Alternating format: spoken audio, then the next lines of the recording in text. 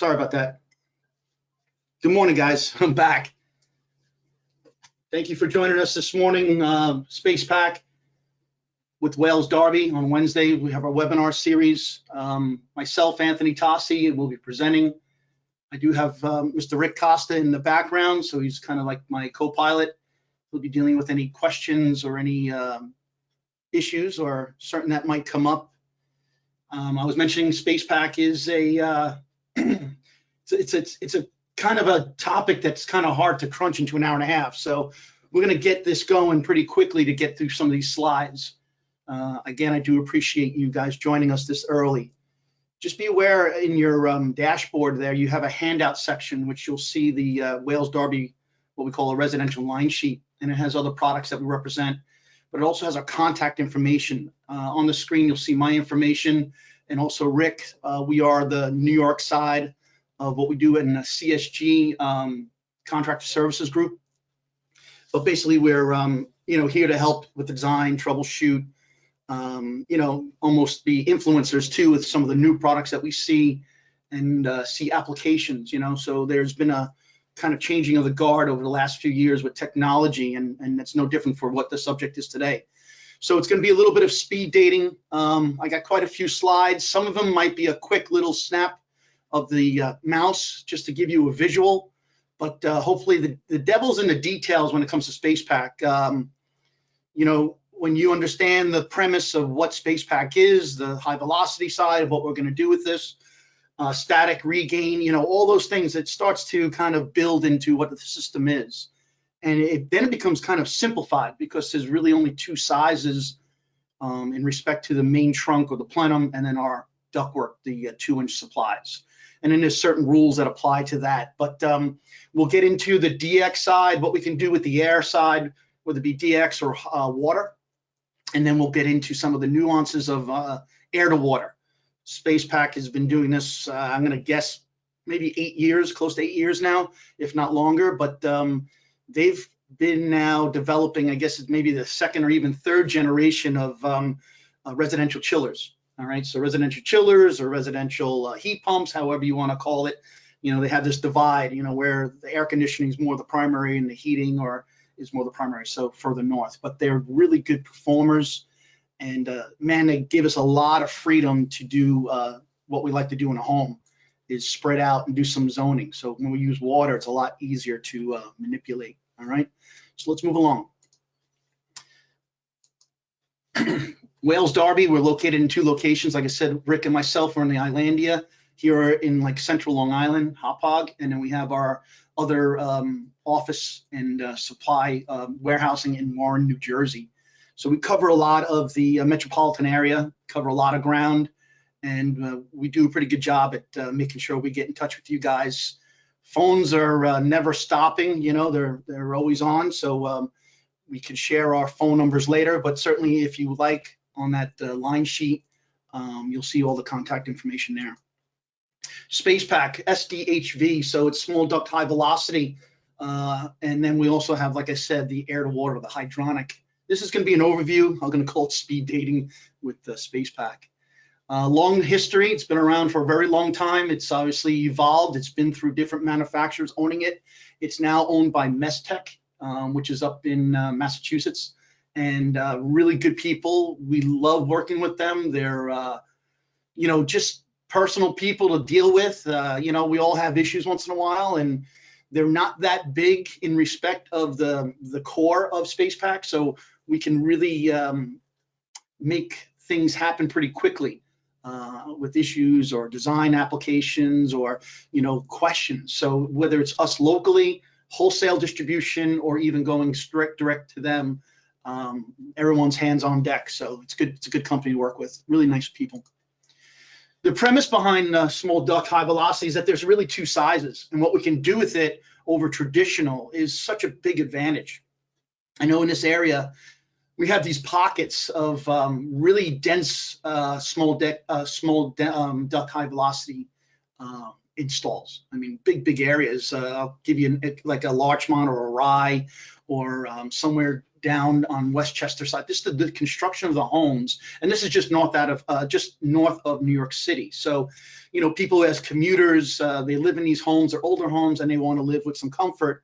And you know, the older construction, small closets, you know, all the things that were old world 100-year ago, you know, builders or buildings. So the 9 and the 2, and that's what I'm saying. If we understand how to manipulate and utilize these two sizes, a lot of the design strategy in which we've done with traditional ductwork and understanding CFM and what size and how do I, you know, reduce and when can I reduce and all that stuff. But the 9 and 2 allows us to be in areas that traditional ductwork can't. That's the bottom line.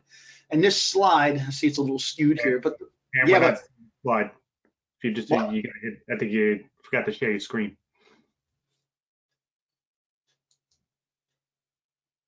You see it? Got it. Perfect. I apologize. Okay.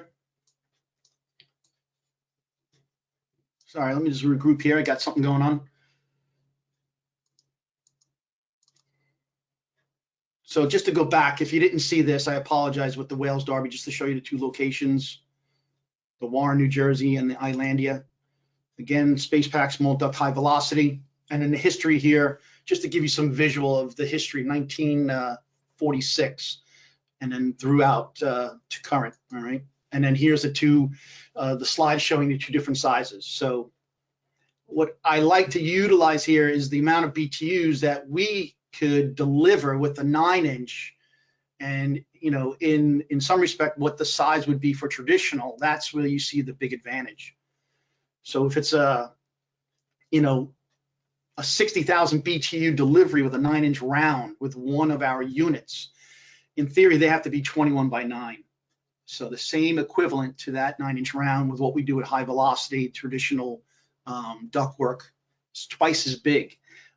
In that same space, if we had to, by design, we could literally deliver 120,000 BTUs in that same required space of theirs. And then down at the bottom, you see with our 2-inch, each one of those 2-inch with proper understanding of the layout of the tubing and distance and length, and we'll get into that in a little bit, it's about 2,000 BTUs in cooling, and it's close to 3,000 BTUs in heating. So you look at that 2-inch round, that's ID. So just be understanding there's insulation. So it might, in some respect, be like 3-inch OD just to get pulling through 2x4s and timber and whatever else. But you know, that same 2,000 BTU delivery in traditional is a 10-inch by 2-inch, which is kind of a really odd shape. But just to show you BTU to BTU, you know, there is no comparison. So huge advantage with space, especially in homes that just don't have it. And then the end result was the look of it. You know, the outlets themselves is an aesthetic that people would pay for, and you know, do it all the time, and that's a big architect advantage too. So static pressure versus conventional on here, the SpacePak is 1.2 to 1.8. You know, inches of water static, 200 to 250 CFM, and you can see the 350 to 400 versus traditional again here. So we are not in the same kind of compartment, but what we do in the end result is deliver really good comfort, both for heating and cooling. It's all about regain. So we're trying to create this plenum that's constructed obviously for these higher elevated static pressures, 1.5, 1.2, 1.5, a little bit higher. But we need to keep this, like I said, the plenum inflated, you know. Don't let it deflate, meaning we want to make sure it's absolutely sealed. We have certain rules of thumbs that we want for when we do our takeoffs, where they are, and you'll see some of this in some of the later slides. Static regain, that's really what it's all about. This is traditional. It's all about moving CFM and having static reduction, and that's not us. So what we want to do is we literally want to lay out our ductwork or our plenum. We've put caps on the ends, and with this higher elevated static or the blower, we now have what we call static regain. And that allows us to have velocity, and then the velocity allows us to get down the smaller pipe, which is our supply tubes out to the residence or the space or the building. So Yeah, so we want this static pressure to remain high, and that's why we have to be due diligence, devil's in the details here, due diligence of making sure we are confirmed we have at least 1.5 inches static in our plenum or main trunk. So the velocity coming out off the plenum into the supply tubing, and then we have lower CFM to deliver. And everything should be fine if we play nice by the rules of the 9 and the 2, that the systems will be quiet. We have certain rules of how many outlets per ton.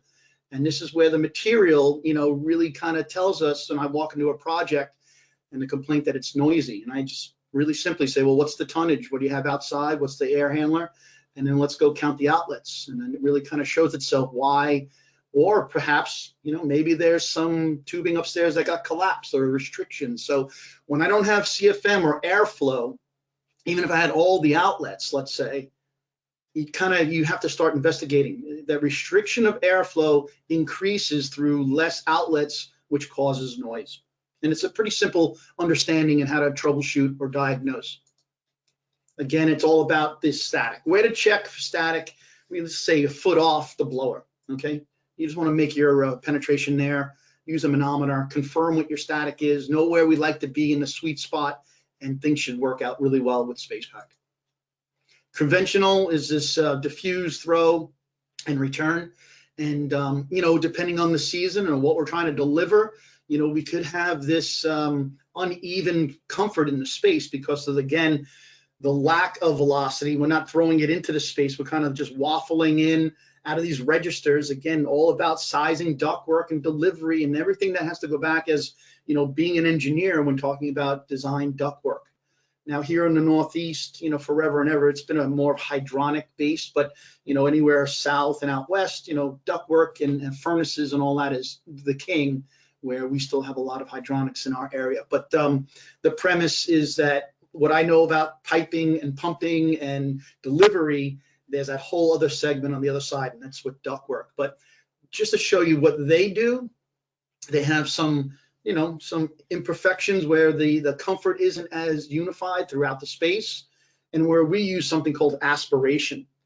Because of that velocity, because of now pushing the air, we're actually mixing in the room and then creating almost a vacuum. So we're drawing in all the air that we want to diffuse into and, elevate its temperature for heating or drop it for cooling. And this has been, it's been proven. It really is a really good concept, or not a concept, but an application, especially when there's a lot of humidity also. So I live close to the beach here, and many houses I've been in on like Fire Island or some of the beaches over there, the houses that they have, SpacePak is pretty heavy over there. They understand. They're rentals. People want to bring the outdoors in. They think they can just put the air conditioner on and leave all the doors and windows open. They're rentals, for a week, so they don't really care at that point. But, SpacePak can handle maybe a little bit more dehumidification, up to 30%, we say, if all things are designed properly. But the aspiration is what we're going after. Now, the aspiration, if we had like a really high, let's say a foyer, we asked the question, and over time, these are application questions, but that's about 18, you'll feel that aspiration about 18 feet from the outlet. So if we had that 2-story atrium and an entryway, and, we're doing some takeoffs up there, certainly we can almost, have that aspiration still down on the floor, 18 feet lower from the outlets. All right. So this is the key about what this aspiration and pulling in and creating a vacuum is. It really, the whole room is comfortable. So it's less than 2 degrees of difference. And then the other side with that, think about where the traditional ductwork is. You have your outlets or your diffusers in the ceiling, and you also have your return in the ceiling. So now if I'm providing cooling or heating, that heat is almost getting reabsorb right back to the return. So how do I get the heat down to where we live? And that's not the case with aspiration. We're literally throwing it down into the space and then diffusing all that nice, let's say cold air for heating or warm air for cooling. So that's the difference between us and them.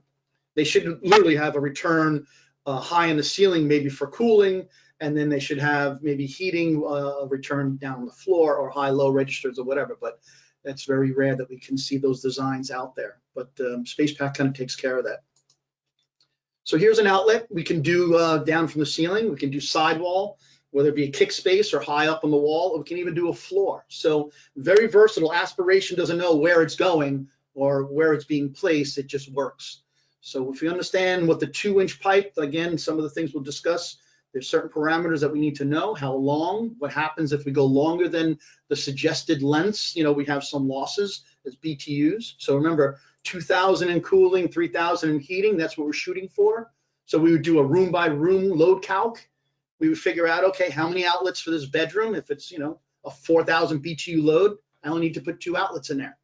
You know, if the cooling is the primary, if the heating is the primary, you know, you figure out which is the heavier of the load based on the season. So, and then you kind of build back towards your air handler. What size, tonnage do we need for the load of the home or the space? Fan coil, this is the first time kind of looking at it, what it looks like. It's changed quite a bit. This is the J series. I'm not even sure if they're calling it the J plus, but a lot of technology now in our SpacePak air handlers. This is the horizontal, of course, the DX. So we're using R410A here. And just to kind of show you some of the components of what it looks like if we were to lay it out. This picture is actually showing an older and still available, the square ductwork.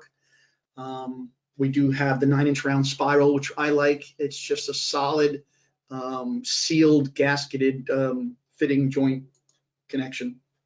So here it is, standard features, EC motor. This is a great motor for us. This is a big improvement. We have huge flexibility in adjusting our static pressure. So if we do have some compromise, let's say maybe we don't have enough outlets, or maybe there's an issue where we need to still lower the fan speed or zoning.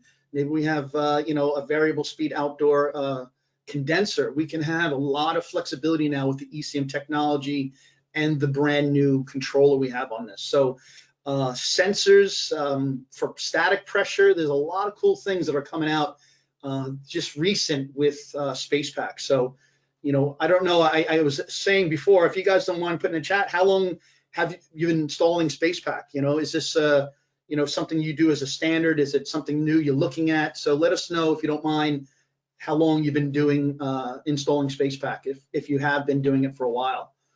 But SpacePak has really dot their I's and crossed their T's over the years. We've seen little gains of improvements, but now the focus is this is a product. It's worthy of R&D at what they see up there at Mestech. So, like I said, small group, good people, responsive, and really showing now some of the products they're pushing out. Really good stuff.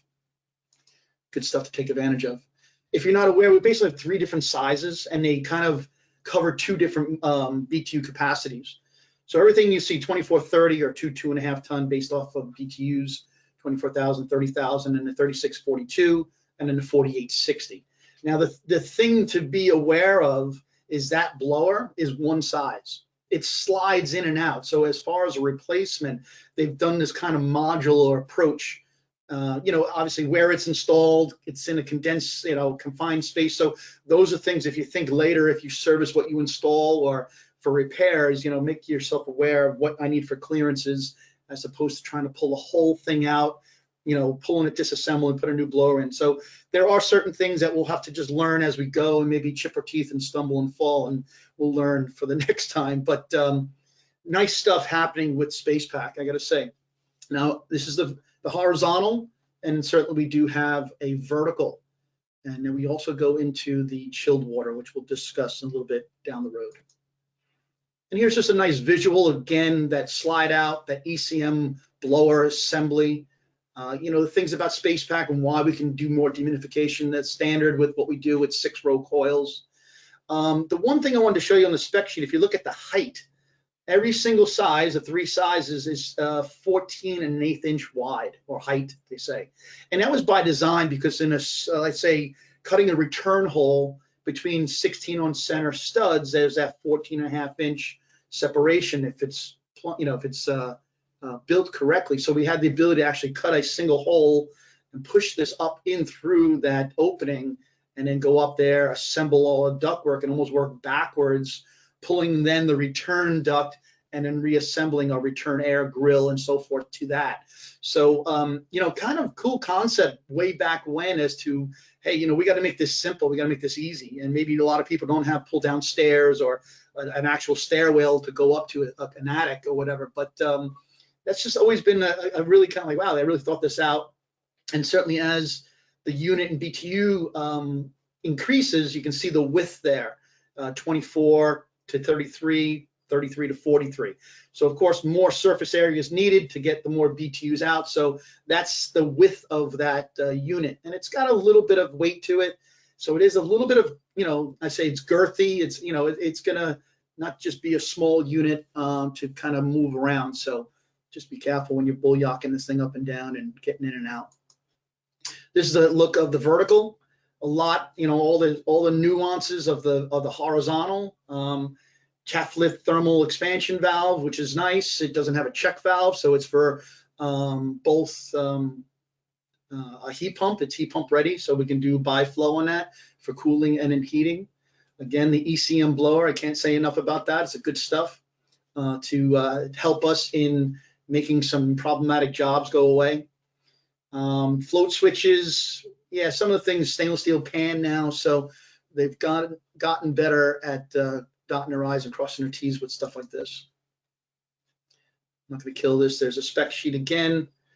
Again, the height 33. What changes? Again, the width. Again, larger BTUs, more surface area. It has to grow. That's the one dimension that grows. New control. This is kind of really a cherry on top of what we're doing. How to now take advantage of static pressure in our systems. That ECM blower giving a lot of flexibility in the range of where we can now maybe do more outlets, or if we had a situation and we did the J plus or we had the J series with ECM, even prior to this control, it was something we could still take advantage of. We used our multimeter, we had a chart, we knew where our static pressure had to be, and we can literally dial in that motor. The motor itself is kind of gauged for the bigger capacities, let's say the 5 ton. So if we look at what our rule of thumb is, 6 to 7 full outlets per ton. That's what we usually say. So if I have 5 tons, let's go with that 7 number, 5 times 7. I needed 35 outlets in the building, in the space. And, what if someone didn't do 35 outlets? And certainly now you're hearing the system maybe more so than we like, or the complaint comes in and how do we make it quiet? Well, years prior to ECM, it was just a 0 off on at 100 blower. We had to add more outlets, and sometimes that's not so easy, depending on where the air handler was or access to the space itself. So people build walls around certain things and they want to maximize their living space. But we were now ECM friendly, and we had the ability to ramp that blower with understanding what aspiration is still required. We can't lower the fan to the point that we reduce aspiration. That's what delivers the comfort. So there is a certain threshold as to how low we can go. So the smallest air handler is a 2 ton. Why don't we go smaller? Do we now have capacity without giving up too much aspiration with lowering that fan speed even below that? So, these are those developing, hey, technically, yeah, maybe we could be a 1.5 tons with air delivery, so, but that blower itself out of the box is one size for all sizes. If we needed more on the lower sizes, that's what I'm saying. Again, 7 outlets per ton, there's that, 2 ton, 14 outlets. Well, maybe it's still a little noisy. Maybe our lengths are skewed with the 2-inch, where we like to see this is the sweet spot. We got to go a little longer here, a little longer there. We could possibly adjust some of those imperfections with the blower. The problem is when you get to the larger, the 5 ton, the blower is kind of maxed at that point. There might be a little bit left in it, but for the most part, it's where it should be for that size. You can take advantage more using a lower or smaller BTU capacity air handler with that blower. That's the one thing, just to tell you. Temperature sensors allow for delaying fans. I mean, load matching here. This is the strategy they're putting the technology into the controller. infinite speed variation. I mean, this is again ECM motor technology. I see it with other products that we're doing. We represent Takeo, so they have their ECM technology there. I see it with even like a Fujitsu. There's a lot of forgiveness with ECM, so we can understand it better, and then a better application. Certainly, we can even have some benefits more than we think with ECM motors. And this is the heart and soul when we're talking about DX. This is a 6-row coil. More surface area allows for certainly more dehumidification. That's the bulk of what we want in the summertime, reducing that clammy humidity on our bodies in the space, lowering our CFMs, but having higher surface area. We're going to drop that temperature. So we literally could be, in some respect, more efficient, because why? If I can lower my set point, raise my set point rather, instead of lowering it, and take advantage of the surface area, dropping the dew point in the room, let's say, it's a win. So we're using less energy, more comfort, better delivery in a smaller area, or not taking up more living space. So 30% more moisture is what they claim, and I'm sure we can prove that if we needed to, with some applications. It's known. People are doing it in certain areas just for that. And this is just showing the moisture removal. So traditional on an hour, just over 14 pounds versus our close to almost 19 pounds an hour. 77 degree feels like 74. And that's where you can raise your set point, take advantage of all that surface area, that nice cold coil, 6-row coil, and then all of a sudden we're still delivering great comfort to the space, reducing all that humidity. Good stuff. Then and now on our TX, this is that chaff lift, so we can do both heat pump if we choose, and air-to-air heat pump applications. So, we are seeing more of by others. We don't do the we don't do the condenser. It's always by others, but there's a lot of new, again, ECM or technology that we're seeing out there. So we marry up nice with a lot of our, by others offering, and we can utilize their heat pump very nicely. Be aware of the P-trap. The P-trap isn't standard. We like a deep P-trap because, again, the more high velocity coming off that blower, if it was a shallow P-trap, it literally could pull and throw that moisture down into the ductwork. So we don't want to put moisture back into the ductwork, and they do provide the P-trap. It's kind of an assembly. You have to build it. There's a couple parts and pieces, certainly some straight pipe, but just know that we require, and there's stuff on the market that you can certainly do. It's not that you have to use this, but no, it can't be a shallow. It has to be a deep P-trap. We don't want to pull and throw that moisture out into our ductwork. And additional heat. So not only we can do heat pumps, right? If we needed some residual heating, we're not just air conditioning. SpacePak is a great application for heating. I had an opportunity in a warehouse where it was kind of like, not to say assembly work, but these people were working on these big machines, and they basically stood in the same spot almost 8 hours. That was their job. And instead of heating the whole warehouse, I took advantage of a boiler on site. I had enough BTUs. I figured out a load, and they were trying to do some Modines, which is fine because we represent those guys too. But man, I was really thinking this guy's energy bill and what was going on. And then I figured, hey, what is this big boiler doing here? And all you're feeding is a couple feet of baseboard in your office. Well, when we tap into that, we'll do we have the hydrocoil approach, and we came up with a plan to do spot heating. And then I, also sold it on, hey, you can just turn the fan on in the summertime, and these guys should be even more comfortable then too. So SpacePak had a win that day. It was a good application. But here you see we have bolt-on hydrocoils. These are our bolt-on hydrocoils that we can actually buy air handlers that are hydrocoil or air to water. And we can have that now in-house. And then we have electric also. So we have a lot to offer in additional heat, 2K to 20K kW on our electric heat. The illustration showing there's a drop-down door, so just know if your clearances, if you ever need to get into the controls or the wiring and anything we need to get to later. So it's all about thinking, today's fine, but what happens 3 years from now? I need to get to this thing and there's no clearance. So just be aware of that. Vertical and horizontal installation on the electric heater. Here's the bolt-on, just to kind of give you a visual.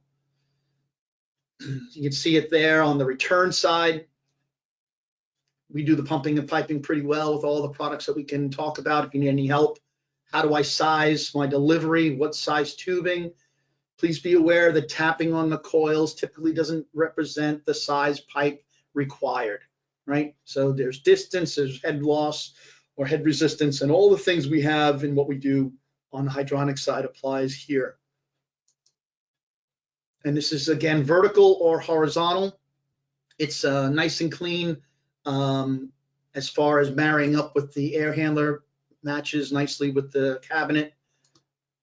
These are some of the performances that we have. Glycol friendly, good performance output on different water temperatures. You can see, so we have the first one up, the ACW WPAK, or PAK 60, say 4 GPM at 160 degree water.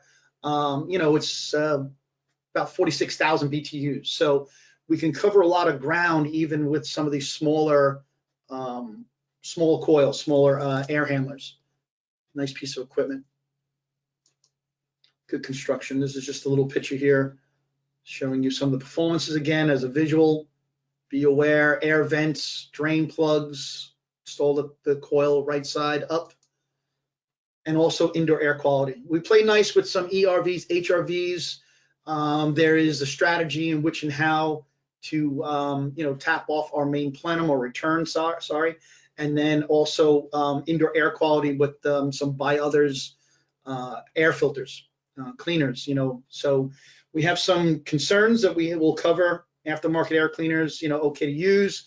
Please make sure the current amount of return air is maintained. So we want to make sure we have enough CFM, whether it be their requirements and certainly not to reduce our requirements. And here's that picture again, why some of the devil in the details with cutting a hole without a drop down stairs, still accessible with our equipment because we fit in between traditional, construction of a 16 on center. So that 14 1/8, I believe, was the distance, fits nicely. Our returns, we need really, for the most part, one central return. It kind of goes back to traditional CFM requirements. Air mixing versus air change. So because of that aspiration, less return air volume is required here, and cooling and heating by temperature, not volume. So we are going to really blend nicely and have that one central return, bringing all that air back and then re-energize it for heating or re-energize it for cooling. And certainly one is enough, but we can do multiples, because the application, or maybe there's too much separation from where we're actually, not adding another air handler, but we're going maybe into a lower floor with our one unit and, driving our, whether it be our plenum, if we could, maybe sending that 9-inch down into a chaseway and then taking off from there. We'd like to see another return at a lower floor, and we can certainly do that. We have some rules of thumb there, and I'll show you a slide next. But just to see traditional, the 3 different sizes, here's that smaller ductwork for our returns. And this is a SpacePak item. It's kind of an acoustic, sound deadening, flexible return. I think I have a picture coming up, but the smaller is a 15, 19, and then 24 for the largest. It's like a big slinky. And just to show you, we like to see 190-degree turn. Sound travels in a straight line. So if you can see the coil, you're going to hear the coil. So we like to see at least 190-degree turn. And we have some criterias or issues, not issues, but we want to make sure we don't go longer, up to 20 feet is our max. So they come 10 foot. If you had to buy 2 of them, you can attach, you can make a coupling, so to speak, but no more than 0.25 static on the water column, of inches of water column. All right. And if we did multiples, we would like to see at least 4 feet of a sound attenuated material. So if we did traditional, round 9, round 10, or whatever we showed we need, at least have somewhat of a sound attenuation, at least 4 feet before we attach to the air handler itself. All right. Any questions at this point? We're doing well. And here's a chart on multiple returns. So depending on the tonnage, if we're traditionally, we do one, but if we need to do 2 returns, and let's say for that 2 ton, 10 feet or more, so the distance is 10 feet or more on a 2 ton, we'd like to see 9-inch round. And if we need to do 10 to 20, then we go 10, and you can see how this works. Anything more than 20, 30 to 40, then we're going to increase it to 11-inch. As you increase your BTUs here, going from left to right, at least on that 2-inch, you can see again where it was 10 or more for the 2 was 9, now it's 10. For the 3, it's 11, and so on and so forth. And then down here, we actually go out to show you 3 returns, because again, we're trying to divide that CFM requirements across more potential return for this one air handler. We can do that also. So the charts are available. If you have any questions, always please feel free to reach out to us. Smart Seal, this is the way to go. There is no doubt in my mind that the money put into a better plenum, a gasketed up to 10 inches of water column, 100% leak free. That's what is required. I mean, not say required, but this is where we take full advantage of that static regain and having that nice aspiration. Confirming that we're not leaking like a sieve in the attic. We need to keep that plenum, 100% leak free. So whether you're going to put your time into labor and masking and utilizing a better gauge, steel or round metal or square ductwork, because under that static, this thing turns on, it's going to really exceed maybe what the strength of lower gauge metal, a less of a gauge metal, I should say, because you'll hear it banging. You'll hear it almost blowing up. So we want to use something that's going to stay rigid, maintain our static pressure, and they offer a Smart Seal. It is a buy other product. It is in our lineup. It is obviously purchased through a SpacePak distributor, but there's no doubt in my mind you want to buy this and not build this, okay? It's a labor savings. It's confirming, obviously, the performance down the road year after year. All right. So 250 feet is the magic number. If we had no elbows, no T's from the air handler, we can run literally 250 feet of straight pipe with an end cap. That's the premise, right? We can cover a lot of ground with the 9-inch, but understanding 250 is the max equivalent feet we like to see in the system. So, and that's again, if we utilize fittings, we have elbows, we have 45s, we have T's. A T is equivalent to 30 feet of straight pipe. So how many T's? I have 1, there's 30, and a 2 is 60, and on, up to 250. So you can start reducing a lot of that 250 pretty quickly when you're starting adding fittings, depending on your configuration of your layout also. So 30 feet for T's, 15 feet for 90s. And these are long-term or long radius fittings. So again, it's best to buy instead of building. Don't buy some adjustable elbow that can't maintain that 1.5 static. It'll blow apart, will leak in like a sieve. There's complaints, there's no delivery, no comfort, and it really kind of puts a black eye on what we're trying to do with SpacePak. So it's best to understand what the few really need to have aspects of design. One being with the 9-inch, and here's one of those rules. We play nice with the 250. We understand long radius fittings, what the T represents, 30 feet, what the 90 represents, 15 feet. And man, we could be creative with this stuff. We can really cover a lot of ground. It's best to install more of the big pipe. It's cheaper actually than it is to install, and better performing, more of the little pipe. All right, so I'll show you what I'm talking about there. Static regain replaces static reduction. I thought that was a great, how do I have the concept? I've been doing traditional with ductwork, and that, I understand it like the back of my hand, but now we're doing this small duct high velocity. And anytime I've heard anyone say, SpacePak, oh yeah, that noisy system.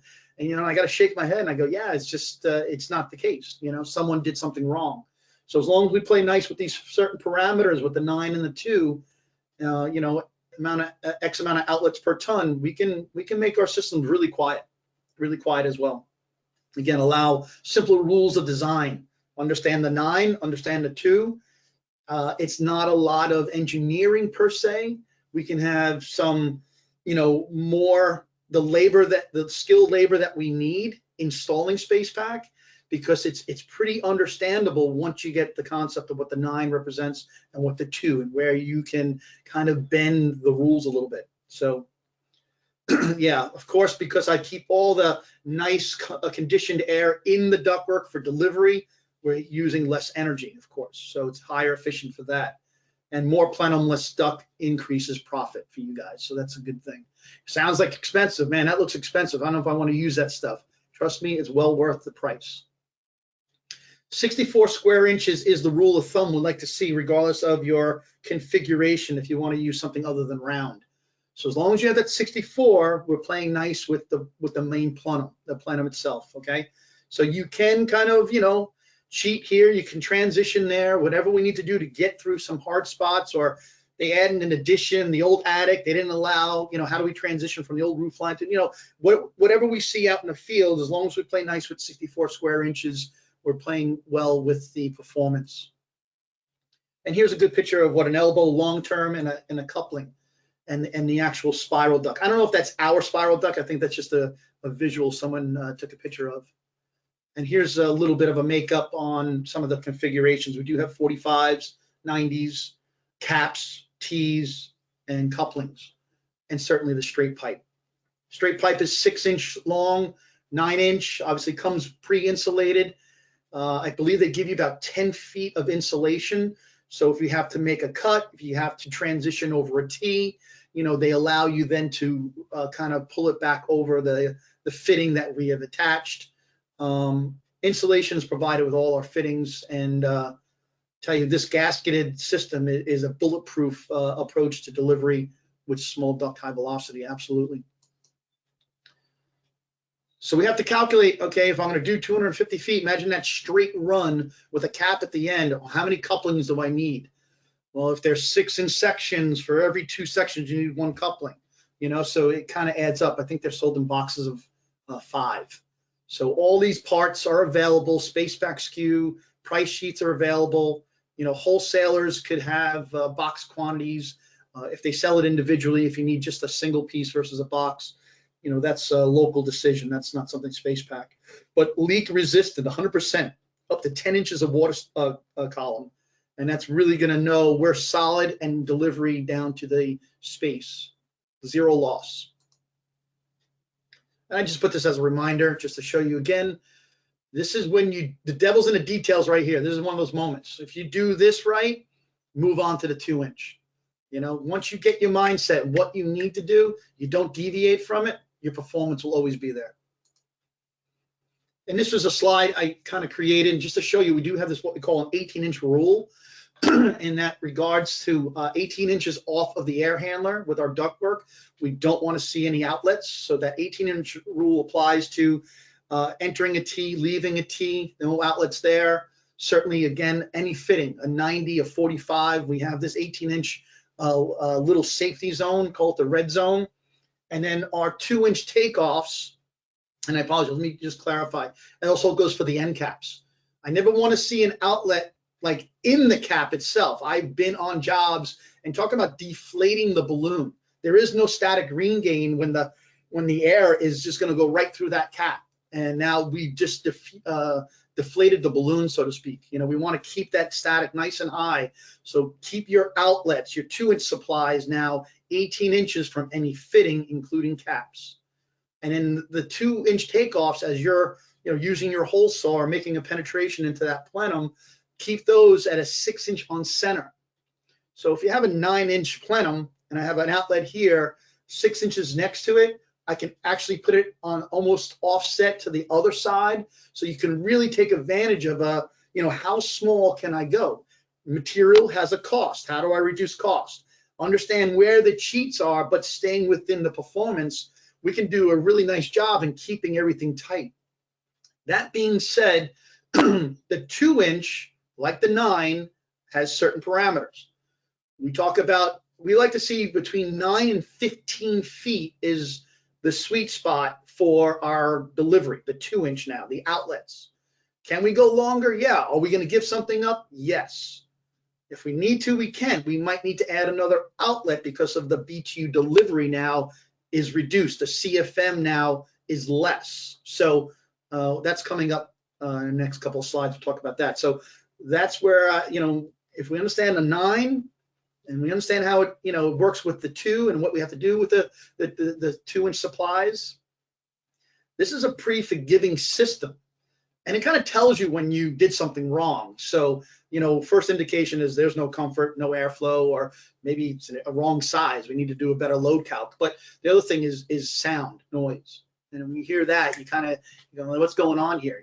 It's a quick, easy fix to kind of go around and take some inventory and see what is going on. Maybe it could be an adjustment now with an ECM blower, as long as you don't give up comfort. So neat stuff. I like SpacePak a lot, going on job sites. Some creative layouts. Again, how many elbows, how many T's? Again, 250 is the number. Don't want to exceed 250 lineal, straight pipe or distance of pipe. And some of the rules apply with T's, right? So always run more plenum, like I said, less duct work. As far as a 2-inch, it'll be probably cost effective, and never have more than 60% of takeoffs on one side of a T. So if we have the run and we have the branch, we want to kind of balance our airflow from one side to the other. So we don't want to be, 70, or heavy on one side and just a couple of takeoffs on the other. So, and never have more than 30% of takeoffs on one side of a branch. All right. So just understand there are a couple of things that might come into play. You learn pretty quickly if you have an issue because we're not getting air delivery. What do we need to do? It just might be, hey, we need to add a couple of outlets and you should be fine. So we can come up with a solution pretty easy.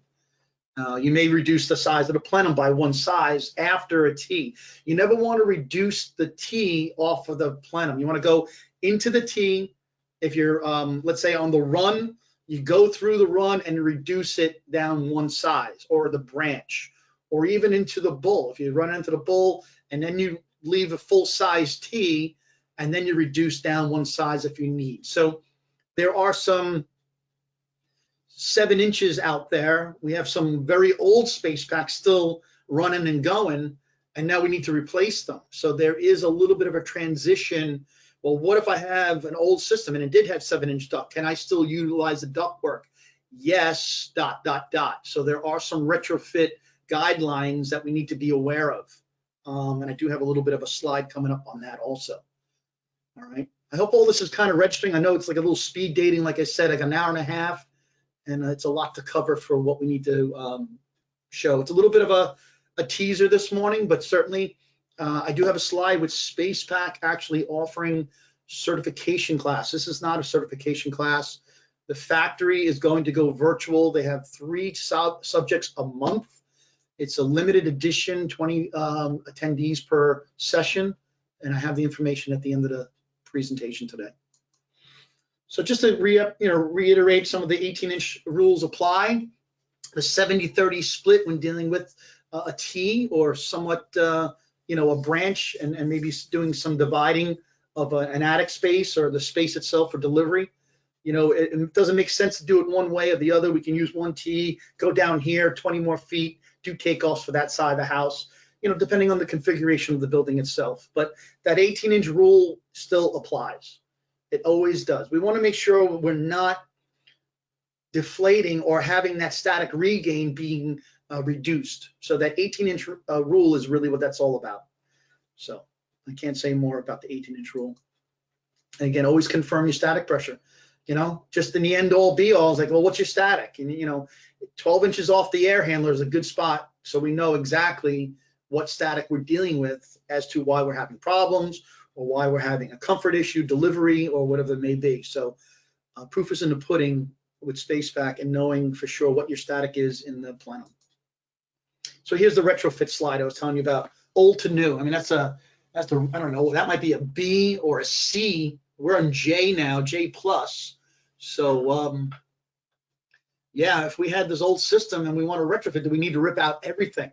Can we still utilize, if it's still a decent duct system, if it's all right, if the outlets are there. Again, we have an ECM motor now. What if the outlets aren't where we like to see? Well, maybe we could take advantage of that ECM motor. There's certain things that we want to discuss. We had one recent, and I had another one, I don't know, like 3 months ago. But this is going to happen as things are life cycling out, old to new. I mean, if they like SpacePak so much, they're going to put it back in, and now it's a newer version. It's this, it's that. We're 9-inch versus 7. So there is in your installation instruction manuals just that, how to retrofit old to new. Okay. Again, we want to maintain that 1.2 to 1.5 static, and we have concerns with the old models, the B's and the C's, 7-inch ducts. So, I'm not going to read this word for word, but just know that we do have solutions. You have to be aware, utilizing, okay, wow, this is really old. What space? Oh, wow, it's a B or a C. It's in the model number, ESP2430B or the C or whatever it is. It will tell you right on the rating plate. And then we do have some fixes for you guys or solutions. Takeoffs. So now we have everything laid out. We did our heat loss. We got our air handler. We got it all set up. We're doing the main plenum. We understand the 250 and 90-degree elbows and T's and what they represent, 30 and 15 feet equivalent. And then we do have the takeoffs. We're using a 9-inch round. Can we do something other? Yes, 64-inch square. A 64 square inches is what we require for our plenum. So what if it's not round? What if it's square? It's flat. We have what we call these takeoffs now. You drill a hole. We have a gasket to make, again, leak free. We want to make sure we keep all that nice static available for the velocity to deliver our CFMs. So takeoffs are understandable in respect of they're pretty simple. They come in kits. We offer the flat, we offer the round.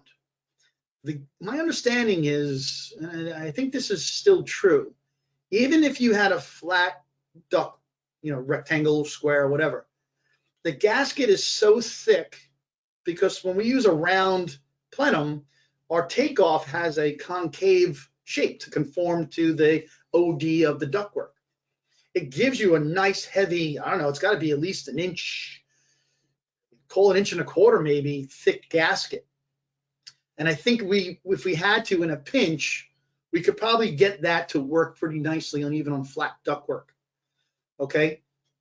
We do have the takeoffs for flat, so that's not a concave, and that to go on round, I think there's a little compromise there. Maybe I don't want to take a chance. So just know that we do have both flat and round takeoff kits, 5-pack, 2-pack. So let's do a 2-ton, 7 outlets per ton. I need 14 outlets. Well, do I need 3 packs of 5? I mean, that's 15. Am I buying extra material I'm not going to use? You can buy 2 5s and 2 2s, and there's your 14 outlets. So the numbers always work out depending on what is required. Now, there might be some skew, this might be some changes because, again, we're talking about a 9 to 15 sweet spot for our 2-inch, right? And I'll talk about that in a second. But what if I needed for a room because I had to go, let's say, 20 feet? It just doesn't make sense to move all the big pipe down there. I'll just extend the smaller pipe. We can do that, but understanding we're going to compromise our delivery. Our BTUs might not be 2,000 anymore. So that room that required 2 outlets, that's when it was within that 9 to 15 feet. Easy, drop it down, drill a hole, pull it through, sound attenuator, do your outlet, cover on the ceiling or whatever. But what if it's 20 feet now? Well, there's reduction of the BTU delivery. Might just say, hey, we need to add another outlet to make up for the BTU loss because of the distance. So it's a rule of thumb. It's totally doable.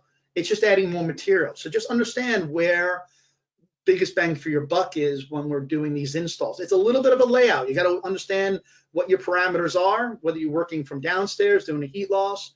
Hey, in this room, I know the unit's going to be over there. I'll put the outlet in the corner, over the window, whatever it is that you do.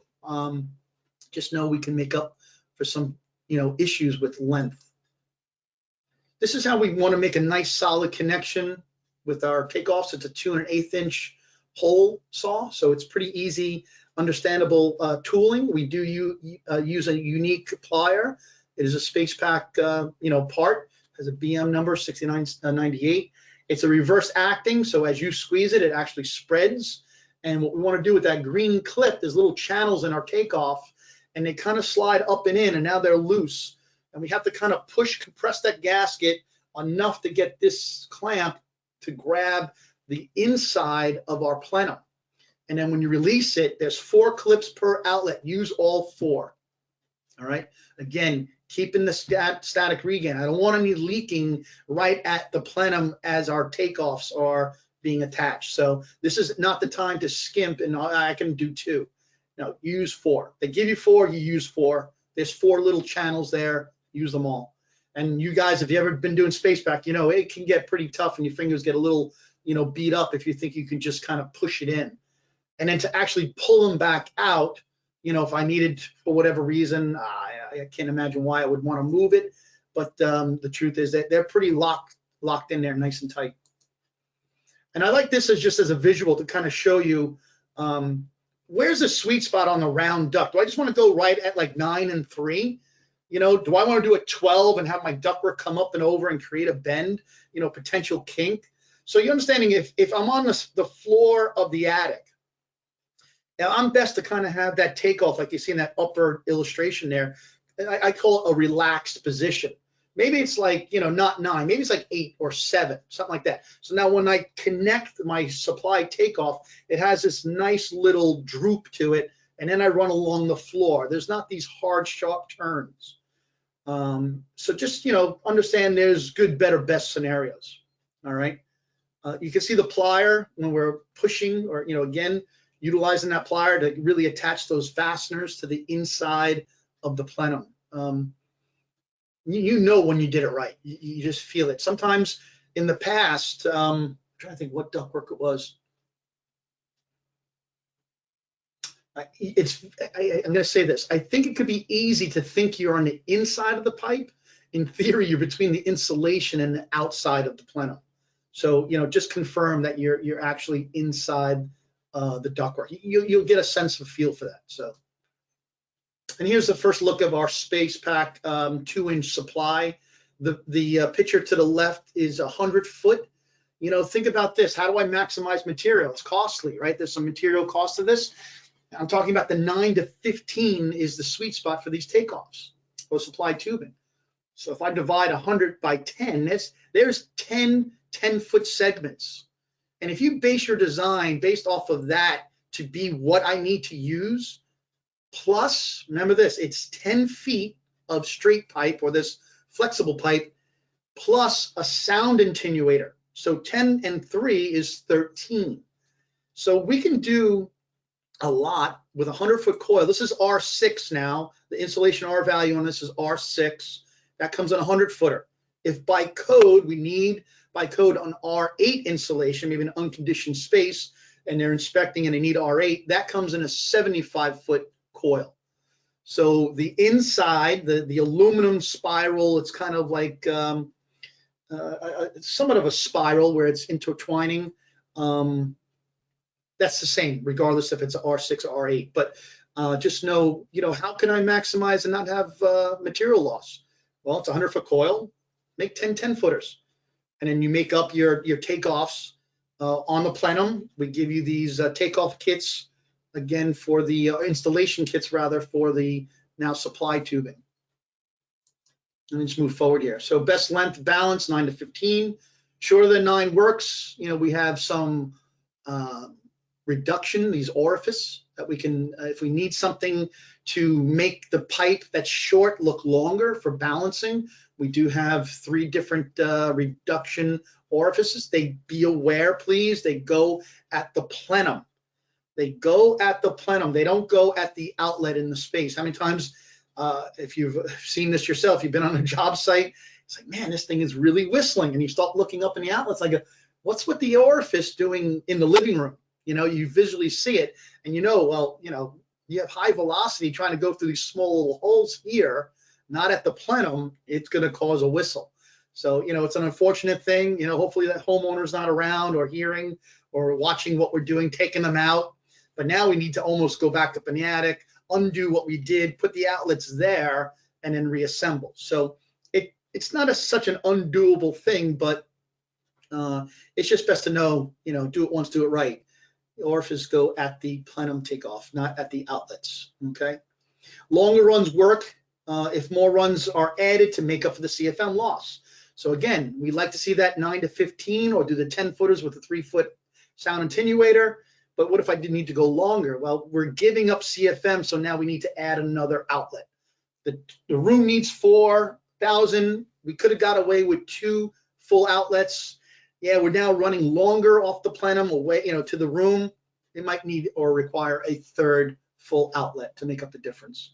10% rule after 15 feet of supply runs, right? 9 to 15, there's our nice window. But anything longer than that, be aware, 10% of every additional foot.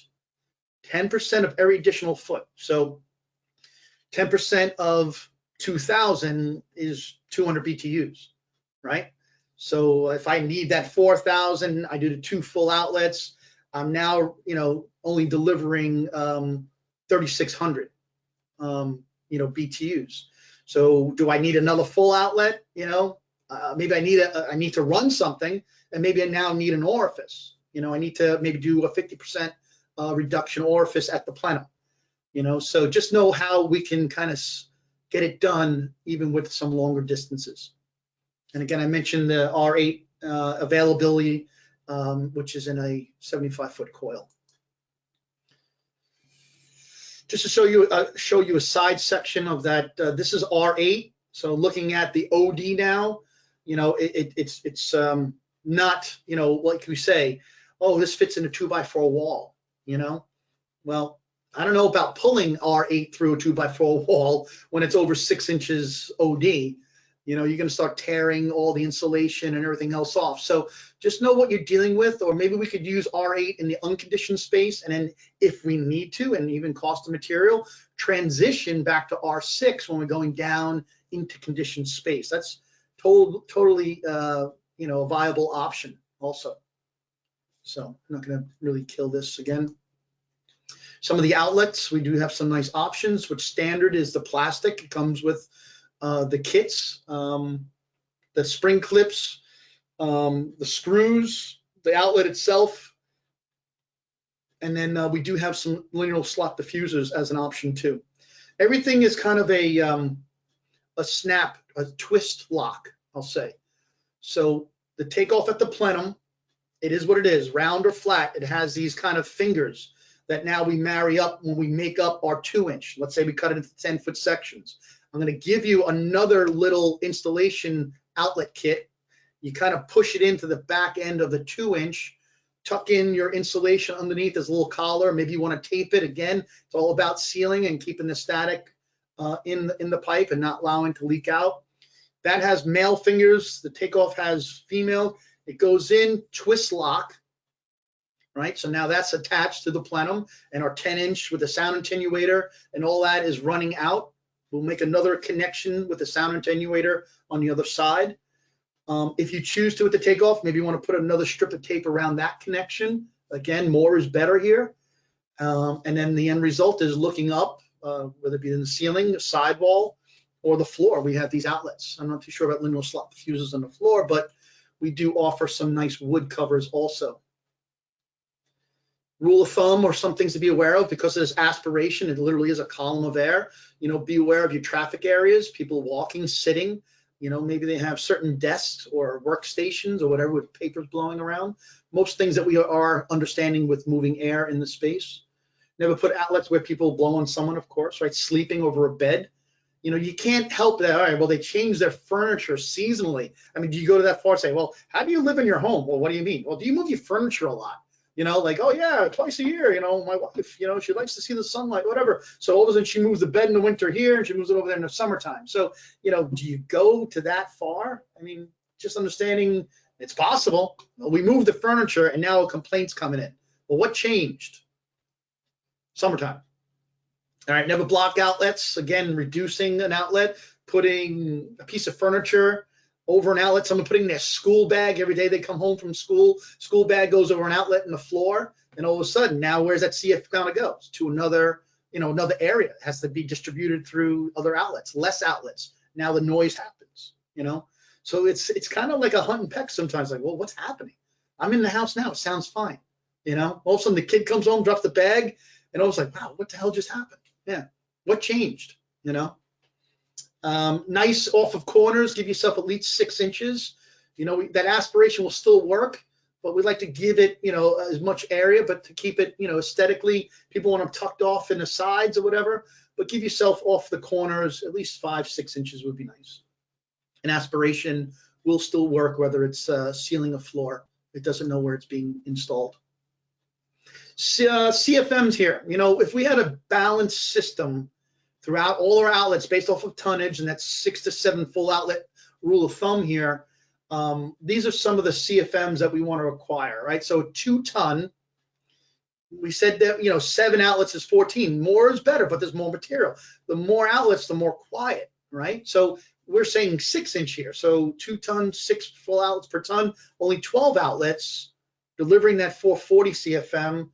BTUs is 2,000. That's about 37 CFM at each outlet. So we literally have the ability to go around and measure what our CFMs are and determine, like, well, we're at 45 over here, we're at 37, 34, 35, 36, so, what happens if that CFM starts to show some differences from room to room?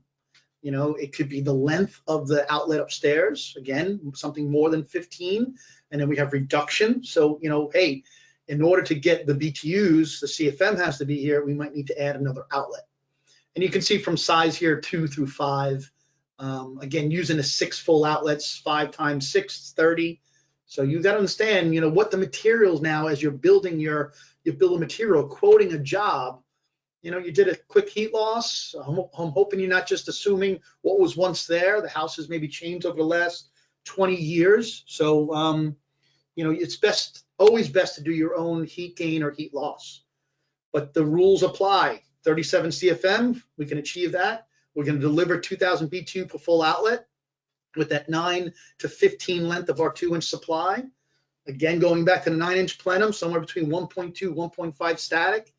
So everything is engineered to deliver everything we want, comfort and BTU wise to the space. So what if we had to go a little longer? We want a quiet system. We're going to put some material in.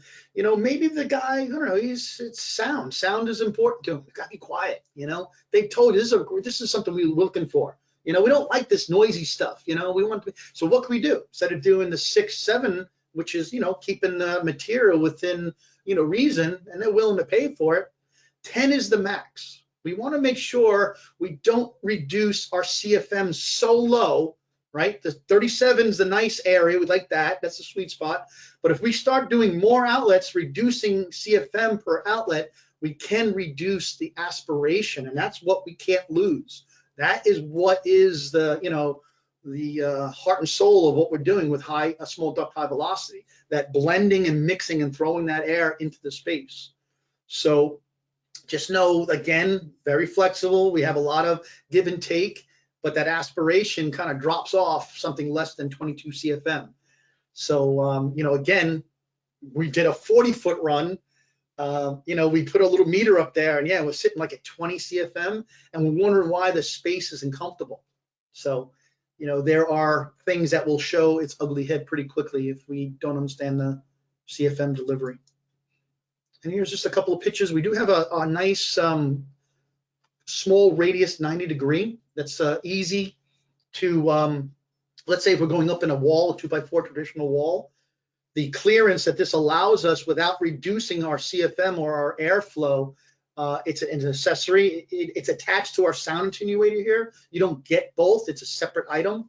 So, but just to show you, if I got to be in a 2x4 wall and I don't want to kink the sound attenuator, right? I don't want to make the bend in the 2x4 wall. I can buy this 90 and it really just doesn't hinder the delivery whatsoever. And it's nice and easy to work with. Again, buy it instead of building it, buy it instead of compromising. It's a win-win-win. You can see the wood registers here. Again, pick and choose. You can stain it to the finish of the floor. There's a lot of options with something more than just the standard, which is the white plastic. And then the sound attenuator. People have gotten pretty creative with the linear slot diffusers. Is there any less of performance? I don't believe there is.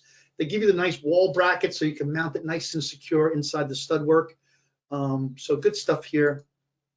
When we're doing our through the sheetrock, it's about a 3.5-inch hole saw. So that's through the ceiling, all right? Very traditional, tools. Hole saws is something we do. We understand, just deal with the dust. This is where the outlet is going through our 3.5-inch or a hole through the ceiling. That long screw there allows us for maybe, different size sheetrock. Everything 1/2 inch? No, it's 5/8 here, or it's a double layer perhaps. So when we assemble our outlet, we pull the sound attenuator down, and you can see that little bump in the center of that outlet there. It's that male fingers that go into the matching sound attenuator, where we can just put it in, quarter screw, it locks. We push everything back up to the opening with the clips and screws assembled. So on the outlet in your hand, you're gonna have this rattling, right? The clips and screws are assembled. You put the sound attenuator up. Either you pull the sound attenuator up and make the attachment up there, or you pull it back down. So depending on your game, and if there's 2 guys on a job, 1 guy on the job, you can literally reach up through the hole, pull whatever you did as your 2-inch supply, the 9 or 15 footer, and then you can make the attachments. And if you can, it might be a little bit tough to pull it up, depending on how much you pull down, of course, but I'm sure you can get it done. But the clips go right up, they kind of squeeze, they expand, and then you tighten up with the screws, and that's what locks it nice and tight. So you have a nice clean look, nice and tight to the sheetrock. The one drawback is make sure you got a 1-inch Phillips screw bit. They're very, very tiny screws. They're painted white. You don't want to start, stripping it and peeling the paint back and having to go back like with, nail polish or something to just kind of touch it up. So just know what you're playing with. It's unfortunate. It's not a standard, 2-inch Phillips, it's 1-inch. Supply tube, again, 6 and 8. 100-footer, the 6, 75 for the R8. I kind of covered this already. 6 to 7 full outlets, 2,000 for cooling, 3,000 for heating. Placement in the room, please be understanding. Load, room by room load calc. Again, that bedroom needed 4,000. That's 2 full outlets, 2,000 delivery. And then best length of the duct run, best to run more of the duct run, maximize the length of the duct run, and it's going to lessen any duct comment mistakes. Sorry, some of these things are repeating, so it's a little late night trying to get this done.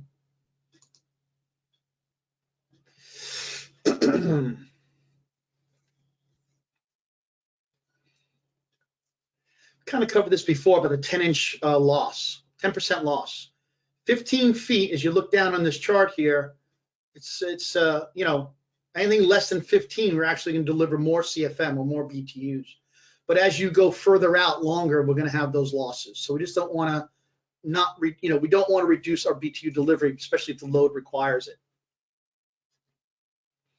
And this is showing you our, with the static in the plenum, and depending on the length of the ductwork, the supply tube, let's go to the 1.5 at 10 feet, we're delivering about 40 CFM, all right? Could it start getting into a noisy application depending? We do have a sound attenuator. A sound attenuator goes on every last 3 feet of the supply tube before it goes into the space. It's best to understand that. They come as a kit with all the parts and pieces to make up your lengths. Remember, you're cutting a 100-footer into 10. I give you 2 ends to snap, one to the plenum side and one to the sound attenuator. And then we give you the outlets, the screws, and all the clips and the orifices in the kit. But if you do the 15 now, all right, if I do the 15-footer, still at 1.5, look at my CFM there, or my static at CFM is 33. So it's a correlation with length and static. So, are we doing more than 250? Are we doing less than 250? Like the static regain in the big pipe is going to determine maybe the end result of how much CFM was going to be delivered. And just to show you that quick little snap, turn, twist, lock, one side is, they have 2 males, 2 females, the opposing again made up, quarter twist lock, nice and sealed. And there's a picture of our 2-inch. A lot of guys, if you cut it, they can say you use the utility knife, but the 2-inch supply, a lot of guys kind of little compress the end, and then they literally twist the male end of the takeoff into it. It makes a nice seal, and you just pull the insulation underneath that collar and tape, and away you go. Sound attenuators, it's just an acoustic, last 3 feet. Everyone will have it, every run. Here's the takeoff kits installation. Again, married 5 and 2s. All the parts and pieces will be supplied. You can buy them in box quantity. Little picture of the orifice. Again, 15, 35, or 50% reduction. And then going into the plenum, not the supply. And we have some nice, helpful add-ons for installation, whether you're going after the sheetrocker guy. We do have these plates. You can do a roto zip, you know where your outlet should be. It's fixed to structure, so they're not gonna, move. And then you can go up roto zip and put your hand up, pull your pipe down, make your final connection. Sometimes with a thicker wall, maybe it's 5/8 or 1/2 inch on 5/8, we do have these extenders, these quick extensions. And of course, I talked about the 90-degree elbow before. Rick, any questions? Yeah, we had a couple going on there. More about the setup, 2-inch holes. Ron had a good question where we, where do we prefer our hydronic coil? And it's every illustration we have is on a return. Okay. Yeah, we had some good interaction. Good. All right, as I wet my whistle here and taking a sip of water, we're going to get into hydronics. Again, a little bit of speed dating here, but know that SpacePak has been dealing with not just DX, and they really put a nice offering out there for the hydronic side. The concept was, wow, everything I know about hydronics still in play as a mechanical room. You turn around and go, where's the boiler? Like what's driving this? And it's not just heating, it's a reverse cycling heat pump. So this is, think about this, utilizing refrigerant now, air to water, sealed. The refrigerant is sealed in these outdoor chillers or heat pumps, again, depending on where you live. That is the boiler. That's the boiler and heating, and that's the condenser in the summertime for cooling. So we have a lot of flexibility in gaining distance with water. We lose less energy in longer distance as opposed to maybe DX with air. It allows us flexibility with zoning. All the beauty things that we love about hydronics, the ability to zone, and then deliver great comfort. Understandable, repeatable. We can go from an air side, as you see in this illustration to the left, up in the attic with traditional ductwork, meaning the SpacePak, what we just discussed for the last hour. And then we can go to some nice wall terminals too, using water. And I'm going to show you that now. So the whys, no refrigerant occupied space. Everything is sealed outside. It's from the factory already set up. The refrigerant is already packaged. So, I'm not a refrigerant guy. It's okay. It's already there. It's done. We just need to know the pumping and piping aspect, GPM and head, and move water and then do what we do inside as we've done traditionally. So yeah, volume reduced, no refrigerant charge on site. Outdoor chiller runs independent from indoor blower. So it's this, again, I need to produce on the outside what I need for my parameters, and the inside does its own deal. So it's not one-to-one, it's 2 separate. And better humidity control with airflow delivery. All right, COP, it's your dollars. So talk about high efficiency here. We have some really good performances going on with our air to waters. And what we'd like to say is, think of COP, the number represents a certain parameter for testing, just be aware of that. But if it's had a COP of 3.4, let's say, it's basically for every dollar you're getting 3 units of heat or 3 units of cooling. So it really becomes a very viable solution. And there's some big rebates out there, and certain states are really grab hold of pushing high efficiency. And the EEVs, the COPs, the EERs, and all that is where we can prove and really fit nicely in some of those big dollar areas. And this is just showing you it's not just the traditional look of small duct high velocity. We're pumping chilled water. Insulation is huge with anything we talk as a chiller. Anything that's, cold pipe and warm air, it's going to condense. You got to get really diligent with your insulation, everything, okay? If you know what chillers can do. But we have wall mounts, like a little console area of wall mounts. We do have high wall, and then certainly we can go into our hydrocoil or our hydrocoil for our traditional air handler, SpacePak, and go back to small duct high velocity. The main thing, and that we're going to discuss it if we have an opportunity, an application, buffer tank, buffer tank, buffer tank. It doesn't have to be big. We have a certain amount of gallons per tonnage that we want to deliver, but this is going to be the batteries that we have that isolation, right? We talked about the independence of the outdoor unit from what the indoor requirements are. So that's what the buffer tank gives us. It gives us volume. It gives us this battery, and now that's what we want to take advantage of. All right. So this is the Solstice. This is not a brand new. It's been around. This is a low ambient, the 4-ton. Really good performance. Heating COP at 3.18. They talk about this ASHRAE 550 or the 590. The testing, I haven't quite looked that up to see what that's all about, but just be aware of what the number represents. It could be a fixed degree or whatever their testing parameters are. And then look at the cooling again, 2.43. So let's take it for what it is. A COP of 3 means, again, $1, 3 units of heat. The 2.4, all right, so $2 for every $1, it's 2.4 units of cooling. So it's really shown its value on the efficiency side and what we need to do. And this is the new inverter monoblock. They call it the SIM. Again, leaps and bounds in some of the performances we're seeing. COP up here of 5 now. On the cooling, 1 through 3 ton, upwards of EER now is 12, almost 13 there. So the technology and using the inverter technology compressors and what we're doing outside, this is going to be a player. This is something that they've been developing and doing pretty well with. They've had some setbacks and everything else in manufacturing maybe, but they've gotten all the kinks out and doing well with the next gen control strategies, more opportunities. This is the SIM touchscreen, which is kind of nice. It is a remote, so you use it outside to set up the machine. If you choose, you can run a wire and put it now in the mechanical room, or if you choose, you can put it up in the living space. But it is something that you could remove and then bring it back outside as a tech. You might need to get in some of the parameters, make some adjustments. Pretty easy, setup, and touchscreen is nice, very, visual. And then the SIS, which is the split.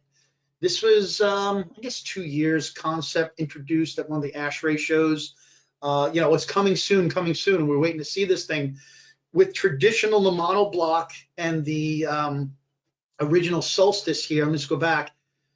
We need to bring the water line outside. So there's a lot of glycol protection, right? Depending on where it's being installed. Is it a heat pump up north or is it a chiller down south? So, if we're going up north, we're always concerned about freeze ups. And this is where, are we glycoling the whole system and I don't care? Or if I'm now introducing a brazed plate heat exchanger and what we need to do to isolate glycol throughout the whole system and whatever we need for maintenance. With these now, it's just bringing refrigerant line inside. 35 foot is the max, but this is a 5 ton, so you have the outdoor unit, refrigerant is already supplied. You run your line sets now to this indoor unit where then we exchange in a conditioned space the refrigerant to the water, to the hydronic side. And there we go with all the pumping and piping and buffer tanks and what we need to deliver to our emitters. It could be radiant, it could be, I don't know, low temperature baseboard. It could be, again, a hydrocoil up in the attic using, duct work with our SpacePak. It could be a high wall, a low wall. So it really makes a really kind of stepping off, different look. something you as a business, or hey, I want to be different than all my competitors, what we've been doing, it becomes a very competitive market, and this might just separate. Architects are going to love this concept because, again, we're not putting big ductwork into the house, taking up of this living space. Contemporary homes and the way it's constructed and built, we have to take those into consideration. But, again, it's just a brief overview. Look at this: design high performance heating at all temperature ranges down to -22. Now, I don't know exactly what it's outputting at -22, but this is the mechanical side in which our 410A inverter technology and the compressors and all that they're doing out there is starting to drive that heating even into much lower minus, sub degrees. There's that 35-foot max. Just know we have a limitation from probably connection to connection. I would imagine it's one way, not there and back. I need to confirm that for myself, but just kind of showing you some of the things that we would want as far as the piping and what we do traditional with hydronics. There's a buffer tank, outdoor units outdoors, horizontal throwing as far as the airflow discharge. New controller, this is the WCSP, so the water coil SpacePak. Again, traditional looking like we do with the DX, same controller. This is a high wall, so this is water. This is not DX. This is not R410A. We can zone this. We can use some zone valves or whatever. We do have a remote control. It looks very much like a Fujitsu's of the world, but big producers of BTUs coming off of these coils. So again, insulate, insulate, insulate. Know your condensation, how to handle that. And this is the hydronic thin wall. They have a tempered glass front, looks kind of modern, it's kind of cool. And then we do have different sizes on this also. So this is available currently. And here's the buffer tanks. Smallest one we offer, I think, is a 13 gallons. So, we need X amount of gallons per ton, and we can kind of figure this out. What's nice about the SpacePak, that I do have a backup electric element. If we're monitoring and watching our buffer tank, perhaps we can use electric to just charge the tank or give it a boost. Maybe the outdoor temperature, is the outdoor unit, whatever. I mean, we're talking -22 now, but it just allows us for more flexibility to control that buffer tank instead of maybe turning on the big outdoor unit. And here's the SSIC, which is kind of a SpacePak unique interface. It covers a lot of ground with all the parts and pieces in the house. It's a nice control. They've been improving this. It is an in-house control, so there are some flexibilities in what we might need on an application, or hey, in the future, we like to see this, this, and this. As indoor air quality becomes an issue, or who knows, all the sensors we want in the house, can we do this, can we do that? And they are building this in-house. And here's just an overview of what all the relays and what the SSIC can control here. Not to kill this, but that's what it looks like on the inside. Very flexible in what we can do and how we can do. And now stepping into the warranties here, we're coming to the close, which is good, closing in at 8:30. We are really pushing with certifying contractors with training. And with that certification, we're going to give you an extended warranty. 5-year warranty on the small duct with product registration, extending 5-year parts, 10-year compressor warranty on the air to water. All right, certified installers recognized SpacePak website. So there's going to be this, lead generation and constant contact, so updates. Hey, we're having issues, a white paper, whatever. Marketing support, things of that nature, and then pre-sale and priority technical support. So this is going to be, hey, it's understanding the education side, get updated, get certified. Man, that's great for my homeowner. I got warranties, I got priority. I'm getting a lot of more, not say more support, but I'm getting a more direct support from the SpacePak organization. Pre-sales, if you're not familiar, hey, I got a unique job. I just, I need some help. They have a pre-sale support at spacepak.com. It's basically their engineering group. And with some certain parameters of information you need to give them, they can't see what you're seeing, so more information is always best. We can get a design work, with the loads and maybe bill of materials and everything else. And then certainly any questions regarding SpacePak, they're full, hands on deck with their tech support, customer service at spacepak.com, and certainly the direct dial there, the 413-564-5530. And this is the latest. This is this month starting, I think on the 16th, March 9th. So yesterday, March 16th and March 23rd. I went on last night, and it's really for contractors. So I didn't want to take up any space, and being what I do, I like to see what they're doing, of course, but I can get access to the information. But I noticed that the 23rd for air to water is already filled up. It's first come, first serve. 20 attendees per topic per month. So this is the first release March. They'll have one, April, May, and going forward. And this is where you're going to get that certification, extended warranty, and all the things we need. And that's it, pretty much. Any questions you want to deal with? Let me know. If I raise the hand. You open up some eyes with this air to water, so it was good to see. We got some interaction asking about water temps, what do we typically see out of them, usually about 120 to 130 degrees,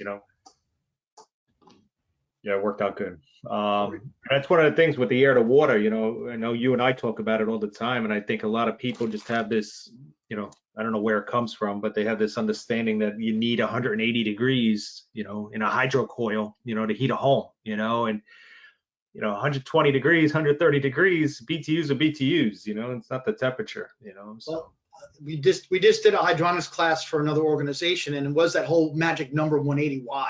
And the truth be told is, what is the home required, right? What is the requirement of the space? Now, it's all about surface area too. So, with baseboard or even a hydrocoil, they're always thinking CYA and bigger is better. And then they're still doing 180, and they're overheating the space, they're short cycling the equipment.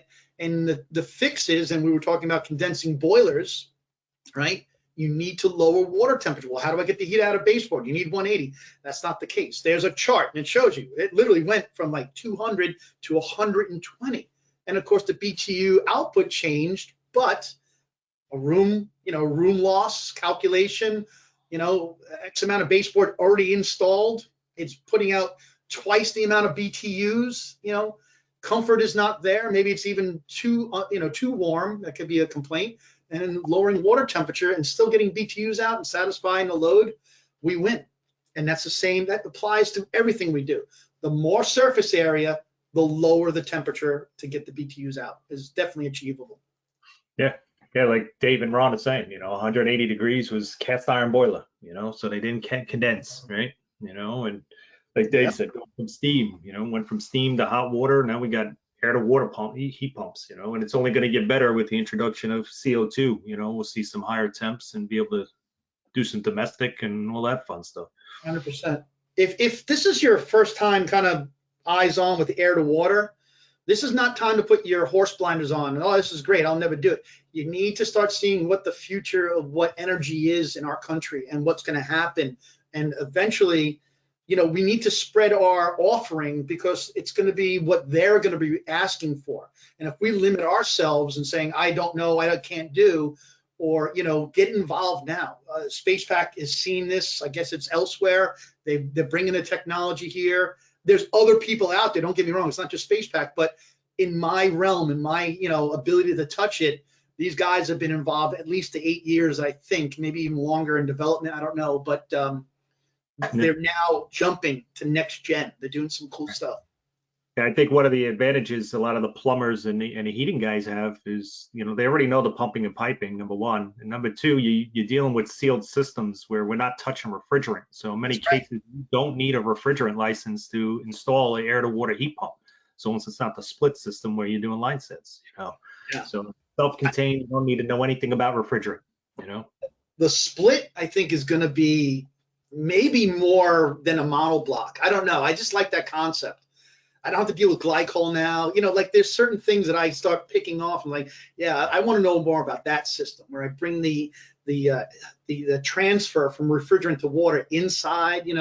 there's certain things maybe I'm not even thinking about that I should be, but like, okay, now I have refrigerant accessible if there was a potential for a compromise or whatever. But, it's just a different from what I've always seen in the past with everything outside refrigerant. You bring the water or glycol out there. So it's going to be nice to see. It's going to see what happens. Yeah, Dave made a nice point. Sales of air to water heat pumps have passed the boiler sales in Germany, and I think one Right. day we'll do the same thing at some point.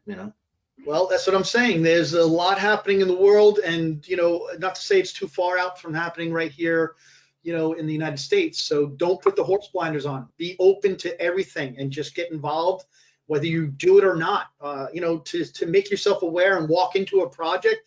If you're a service technician or someone who fixes other people's problems, this might be a particular job you walk in. And it's like, hey, I can understand 90% of it because it's water. It's what we do with pumping and piping and and all the things we need to do. But all of a sudden that other side is like, oh, I don't know anything about that thing. Reach out to us, reach out to SpacePak, get us involved. We'll figure it out. We'll help you. Yeah, and that pre-sale support is pretty good. Eric Rainey and those guys over there. We've had a couple projects ourselves that we worked with different guys, and as long as you fill out that form properly, which you can find on the SpacePak website, and we can get it to you as well if needed, but you fill out all that information, R values, where you want to put equipment, as detailed as you possibly can. Typically, it's 2 to 3 day lead time. You're going to get a little drawing back with a material list, based on the info you provided, and you can get that quoted in a day. So they do an awesome job.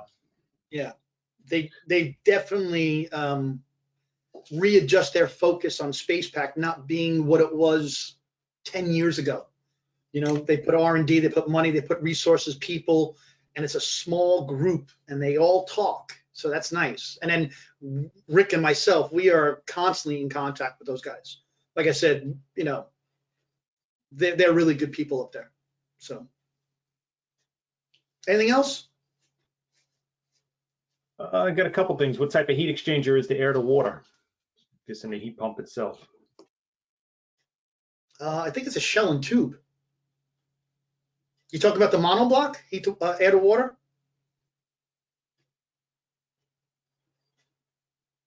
Rick? Yeah, it doesn't really say. Raymond, if you want to specify a little bit more. In the Solstice, I think it's a shell and tube. Yeah. There's a heater out there also, so we have a protection in bringing water outside or even the glycol. There is a freeze protection aspect. It's electric, and I believe it's a shell and tube heat exchanger. Obviously, refrigerant against the shell, the tube being the refrigerant. Anything else? Yeah, Ron wants you to explain priority tech support. I guess you're going to be registered and you're going to have the ability, when maybe they give you a membership card. I don't really know. I can ask that question, but that's good. You can just say, hey, I'm a certified, I got a number, or they look you up in the system, and then you get priority over someone maybe calling in that isn't. And you call Wells Darby, you're always a priority. That's right. There you go. That's good. I like that. Raymond, yeah, I would say stainless, definitely. He's asking what type of material. For what? The heat exchanger. Oh, yeah. Listen, get involved with their training. They're going to do more of, in-depth. This was, again, I had a limited amount of time. Speed dating with SpacePak. That's really, I should have titled this thing. So yeah. I was trying. What's that? Yeah, no, it worked out good. Yeah, I was trying to cover a lot and really to focus on that high velocity side, and then pulling the teaser with the hydronics. But we need to get more versed. I don't have a lot of applications like on a daily basis, so they're unique. But man, they really prove themselves to be in contention for what we can do more with. You get two good contractors in an area, and they just start talking that hydronics are offering it. Like, I live in Long Island. We have the Hamptons. We have a lot of areas along the water. And I've had a couple applications. You should have seen a 5-year-old chiller on the ocean. It was pretty beat up, but the lack of maintenance is always going to be showing that deterioration of equipment like that, especially when it's basically thrown in the ocean. It's like 50 feet from the water. But Anything else, guys? I do thank you. I know it was an early start. I don't know if I saw maybe some registrants, if they're here or not, maybe in like Chicago or, you guys that get up that early and be here. If you're here, thank you. Thanks to Yeah. everybody, not just them, but I thought that was kind of unique, another time zone, tapping into a 7 o'clock start on the East Coast. Right. But all right. Well, Yeah, we had another one I just wanted to touch quick before we get out of here that I think we kind of passed up. Do the ducts fit into a 2x6 framing? And that's a great question. you talking about the 2-inch supply? Yeah. R6? Absolutely. Yep. That's one of the, I think the benefits we have is, even in it's crazy, even in a 2x4 wall, we've had guys run these things, in open construction. If you have access to it, you kind of put this stuff everywhere. I mean, hell, we even have it in a wall of an airplane right now. What a great project. If you guys are familiar with the TSA, I'm sorry, JFK, the TWA, thank you. TWA hotel, it's a little airplane back there, and it's a little cocktail lounge, and that's all heated and cooled with doors open year round with SpacePak, air to water heat pumps, and high velocity. It was the only thing they can fit in those tiny walls. So Yeah. pretty much put this stuff anywhere. Yeah. The word that I use, and Rick gets a kick out, is architectural relief. Yeah. So the 2-inch ID aluminum spiral supply tube, now put R6 on it, it's, it gets a little bit, let's say the OD gets a little wide or girthy, but can it fit in a 2x4 wall without compromising the insulation value? Yeah, I don't think it's going to be such a deterioration of R value, and especially if it's an interior wall as opposed to, let's say, an exterior wall.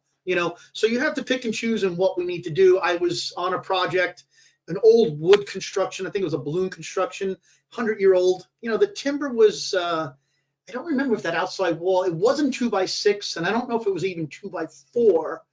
And then here, the runs were trying to go from the attic down into the kitchen below what was the master bedroom. And the walls are all open. I talked to the GC. I talked to the, I said, listen, we need to get some architectural relief here. And he looked at me and he understood what I said. Just build out this wall. And whether he did some furring strips, he got it done. Sheetrock, no problem. So, they could be working with another trade and just, see if we can get some additional space. I know it's hard, but it's doable. Absolutely. Looks like it. It looks like we're good.